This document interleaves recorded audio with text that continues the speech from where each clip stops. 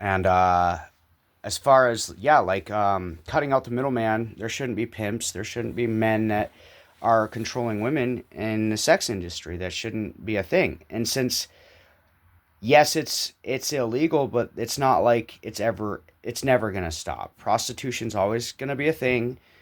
Um, as long as sin and man are a thing. But I just think that if we're going to look at it like a profession, which, I mean, it kind of is, it's work. I know how much work sex workers put in to work, and regardless of what they get paid and how much more per hour they get paid, it's a job. And it's a psychologically draining profession. And so, yes, they should be allowed to charge more. But as far as legality goes, I think it needs to be legalized and taxed.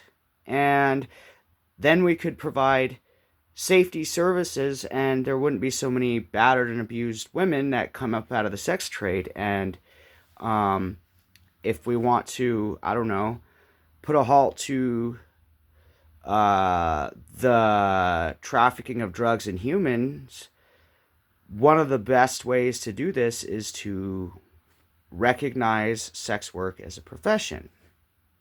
Um,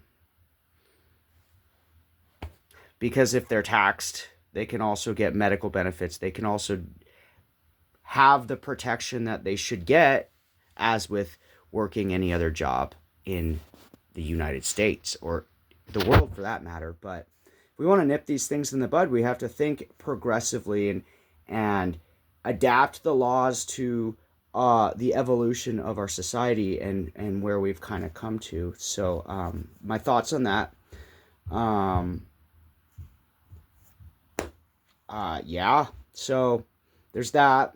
And I'm not sorry about my viewpoints. I'm not going to be a sex worker per se, but I have a lot of friends who are in the sex trade industry, and I know the psychological abuse and trauma that they have to endure, and a lot of them don't make it out. And I just think if we were to nuance